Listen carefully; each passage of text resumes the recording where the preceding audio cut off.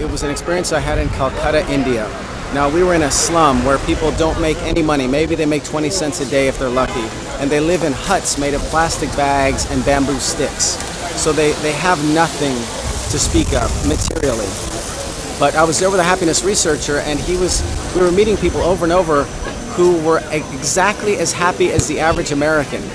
Now, that doesn't make any sense. Here people have running sewage in front of their houses. They have no power. They have no say in their society.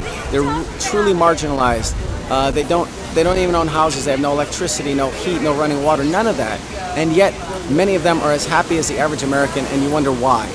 When I was a college freshman, I was really intrigued by this 2011 Netflix documentary called Happy, directed, written, and co-produced by Roko Belic, and inspired by his friend and fellow film director and producer Tom Shadyac. One day in the early 2000s, Shadyac showed Belic a study published in the New York Times that despite being one of the wealthiest nations in the world, the US only ranked 23rd as far as happiness was concerned. Shadyac also was intrigued by the fact that to him, his gardener and maid were more quote-unquote genuinely happy compared to his wealthy, beautiful, and talented friends and neighbors. How could this be possible? And thus, the documentary Happy was born. And Tom said he had an insight into this paradox of being wealthy but unhappy, because every day for the last 15 years or so, since he'd been living a Hollywood lifestyle, he noticed that his gardener and his housekeeper had a more genuine smile on their faces than the movie stars and the millionaire producers and directors he worked with every day in Hollywood. The film crew follows different people from around the world who the audience would assume wouldn't be happy, as most of the characters live very basic lives. There's a rickshaw driver in Calcutta, a family living in a co-housing community in Denmark, a woman who was run over by a truck and is now disabled, a Cajun fisherman and his family, and more. In short, the documentary tells the stories of people who seemingly embody the antithesis of what modern-day capitalism tells us happiness is. They live humbly, they don't follow the latest trends, they don't care too much about appearances or consumption or comparing themselves to others, etc. So in this capitalistic-driven world, they should be unhappy. And yet, they say they are happy.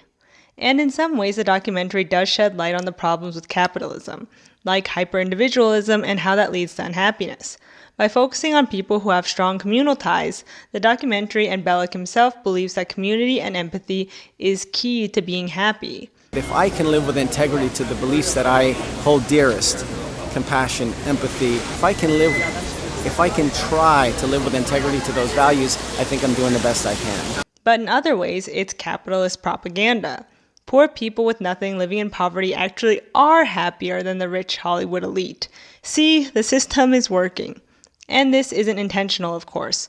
Belic's intention was to show how empathy and community and working on yourself as an individual can make you happy. But by doing so, he's unintentionally regurgitating capitalist talking points as to why the system doesn't need fixing, why we don't need to redistribute the wealth, etc. By showing the audience that even an exploited rickshaw driver is happy and even quote-unquote more pure than rich and wealthy capitalists, it's just again capitalist propaganda at work. Everything is fine. Even poor people can be happy, and actually the rich are miserable. See, money can't buy happiness. On the other hand, I can see the documentary showing people who shouldn't be happy but who are as examples of how resilient the human spirit is in the face of adversity. But people shouldn't have to suffer to be happy. But I'm getting ahead of myself. I think as a freshman in college, I was so interested in this documentary because I was so unhappy and was trying to find what would make me happy. But in reality, what one of my very wise friends told me is that happiness is an emotion, not an end goal or a permanent state of being.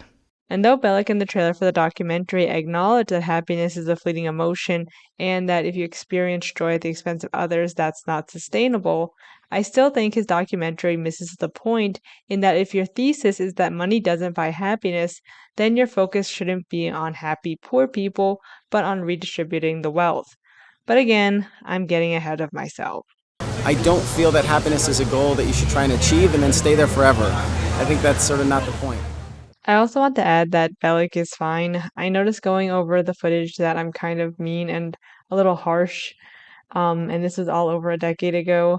I do agree with him on this point that happiness is not an end goal, nor is it permanent, and that empathy is important, and that in some ways we are responsible for our own happiness. On the other hand, the Happy documentary always left me dissatisfied due to the fact that it continues to uplift this narrative of happy poor people rather than on power structures that make poverty possible. As Joy and Sadness taught us from Inside Out, happiness isn't something you are or aren't. It's just a feeling that comes and goes, like being sad or angry. And today I want to look at this idea of happiness from a class stance and talk a little bit about why we're taught that happiness is a permanent state of being or end goal that we should be pursuing our entire life rather than just a regular feeling like any other, and how that helps uphold capitalism. So let's go.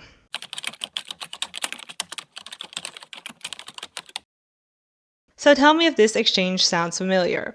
Person 1 is on their phone and sees something they want to buy and says, "Ugh, I wish I could afford the new iPhone." And person 2 says, "Well, money doesn't buy happiness. The best things in life are free."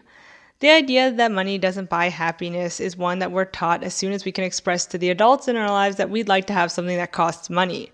And there are a few popular rebuttals to this sentiment that money doesn't buy happiness. The most common one is that money doesn't buy happiness, but it does buy security. It buys health insurance and shelter and food and water and electricity, etc., etc. Money buys safety and helps fulfill basic human needs in our capitalistic world. So in a way, it does buy happiness because once your basic needs are met, you can begin to focus on less pressing matters like what makes you happy. Not to mention, again, having shelter and food and water does make you happy and does also cost money, so therefore money does buy you happiness. So as you can see, this popular rebuttal to money doesn't buy happiness, but it does buy security, eventually evolves into, wait, actually money does buy happiness because basic human rights cost money, even though they should be free. Saying that money doesn't buy happiness only makes sense if you believe in this false notion that you can be permanently happy. Personally, I believe that you can be permanently content and comfortable, which is what most people strive to be. But I don't believe that you can be permanently happy all the time, again, as seen in Inside Out. Happiness is an emotion that you cycle through, and in this capitalistic world where everything has a price, the feeling of joy can be brought on by buying physical things or paying for experiences or long-lasting investments, etc. In Sex and the City, buying shoes makes Carrie happy, and though that's seen to most as vapid and not real happiness and shallow, and her just feeling an empty void in her life, that's also the point. Carrie's character is there to challenge our ideas of what can make someone happy, specifically when it comes to being a woman. For women, we're told that men and children will make us the happiest and fulfill us. But that's not true for everyone. Carrie doesn't want to settle down, and she chooses to spend money on herself in ways that makes her happy, and is seen as selfish for it because she's a woman who should be spending that money on others. Because under the patriarchy, women are taught that to be happy means being selfless and self-sacrificing. But Carrie proves that's not true, that spending money freely on herself does make her truly happy. Which is, of course, the antithesis of what we learn in Belic's Happy documentary, that money doesn't buy happiness, and actually being rich makes you miserable. You can choose which ideology to believe in, but I'm just here to shed light on the fact that the money and happiness binary is a lot more gray than we'd like to believe. We'd like to believe that money can't buy happiness, that poor people are happy too because then we don't have to fix anything. We don't need to feel empathy for the poor because they're fine, when that's not true. People don't make any money. Maybe they make 20 cents a day if they're lucky. And they live in huts made of plastic bags and bamboo sticks. So they have nothing to speak of materially. And yet, many of them are as happy as the average American, and you wonder why. In the film, The Pursuit of Happiness, starring Will and Jaden Smith, based on the true story of Chris Gardner, a homeless father who became a stockbroker and entrepreneur, we see how money does buy happiness. We see Will and Jaden juxtaposed against their wealthy white colleagues and how much money can change one's life. The movie equates money with happiness, and I think that's a good thing because it's realistic. At the same time, however, the narrative also plays into US capitalist propaganda in that it's a story where supposedly anyone can pull themselves up by their bootstraps as long as they work hard enough and never give up, etc. You too can even overcome homelessness and make it big one day. In addition, it's a spectacle of suffering. Look at how resilient the human spirit is. Even in the face of adversity, they can find happiness. Isn't that beautiful? And though the human spirit is something to marvel at, in reality people shouldn't have to suffer to deserve basic human decency. Despite the film falling into this trap, I still think it at least does concede that yes, money buys happiness. Overall, I find it really insidious that we're taught this hypocritical message that money can't buy happiness, when at the same time we live in a system where believing that you can buy happiness is crucial to the entire thing. Under capitalism, we're brought up to believe that we are what we buy, that we can buy ourselves an identity, buy ourselves and loved ones gifts that will make them happy, that buying things will set us free and make us whole, and dare I say it, happy.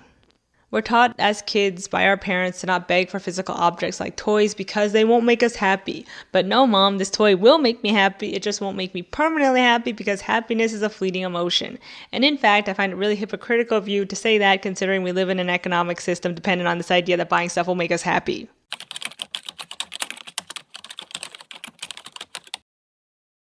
To bring this back to the documentary, I think I was so intrigued by it a decade ago when I was just starting in college because I wanted to see what a non-capitalistic version of happiness could look like. What does happiness look like when you take buying stuff out of the equation? What is pure happiness? Belic's documentary argues that true happiness, happiness that is brought on outside of capitalism, can be found by being in community with others, having empathy, being in nature, etc. You wonder why. And what they had in the place of material wealth and comfort and prosperity, what they had in that place was community. They had each other. Which seems pretty obvious, though nowadays it's something we tend to forget due to the fact that our daily lives are subsumed with buying trash and consuming more content than the human brain can handle. And this need to find pure happiness is something that modern media deals with a lot, as people have become more and more unhappy, anxious, depressed, and alienated from one another due to living under a late-stage capitalism where everything is commodified, even feelings. Burnham talks at length about being happy in his special Make Happy, where he walks us through his depression and anxiety he feels when he's not happy, how he wants to find real joy, but how that's seemingly impossible in a system where he's become a product to be consumed. In BoJack Horseman, Bojack is a depressed horse who doesn't know what makes him happy because he too has become an object. And because he, like many of us, was brought up to believe that being happy is something that is permanent and something you need to achieve, not a fleeting emotion. Both Burnham and Bojack talk deeply about being depressed and their existential dread due to the fact that they can't find true happiness, something pure in this world of corruption. Burnham's art in the series BoJack Horseman illustrate how damaging this idea of unadulterated forever happiness is when we live under capitalism where almost everything is tainted, where even people who are supposed to be happy are miserable because they've been turned into products.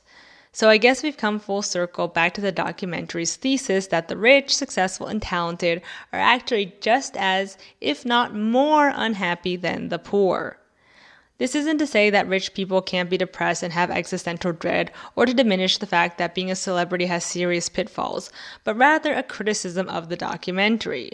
If your thesis is that money alienates us from one another, then maybe you shouldn't be working to prove that poor people are happy too with nothing, but rather work on taking away the hoarded wealth of the top 10%. I think why we're so obsessed with finding a common factor in what makes us happy and why finding pure joy is so important for us is because we live in a world filled with inequality and want to believe that happiness can be free and something that can't be bought. Because if we continue to believe that we live in a world where pure, true, uncorrupted, and non-transactional happiness exists, we don't have to admit to ourselves that we've created a world where happiness, where literal feelings, can only be accessed by the rich. The search for pure happiness also distracts us from working to get people's basic needs met, because when we believe money doesn't buy happiness, we then rid ourselves of the burden of trying to do right by others. Believing happiness can't be bought makes it seem as though when you're not happy, it's your own fault rather than a systemic failure.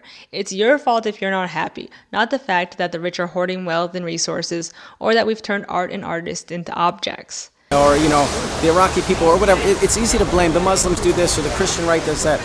But in fact, I think the only thing we really do have the power to do, and the only thing that really will have an impact, is to start with yourself.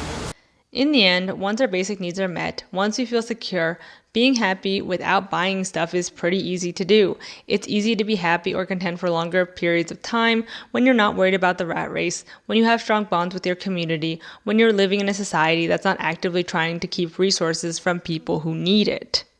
But capitalism doesn't let that happen because it depends on a labor hierarchy where some people have to be miserable for others to be even a little bit happy, and for other people to be soulless excuses for human beings. Capitalism keeps us from being happy on purpose so that we keep consuming, so that we're never happy, so we're never content or comfortable. Because that would mean that we would stop buying stuff. Under capitalism, money buys security and safety, and the more money you have, the more security you get, and you can never be satisfied because the more money you have, the more security you need, which is why people don't stop earning $75K per year to be happy. We don't have community with others because we're all competing for resources, competing for happiness, or what happiness looks like under capitalism. And in the end, safety is all we can hope for as far as happiness is concerned under our current economic conditions, because most feelings of pure, non-transactional joy is taken away from us. We should live in a world where all of our needs are met, and not where happiness is only reserved for those with capital, but we don't. Which is why I think that though uncorrupted, non-transactional happiness exists and can be brought on by community and nature, I also think it's just an idea that's dangled there in front of us as a distraction. Not only because achieving happiness isn't a destination or end goal, but just an emotion like any other, but also because it's okay to admit that money can make us happy under our current economic system. Once we face that reality that money can buy happiness, we can start fixing what needs to be fixed. Homelessness, food insecurity, education, healthcare, etc. So more people can focus on finding what makes them happy.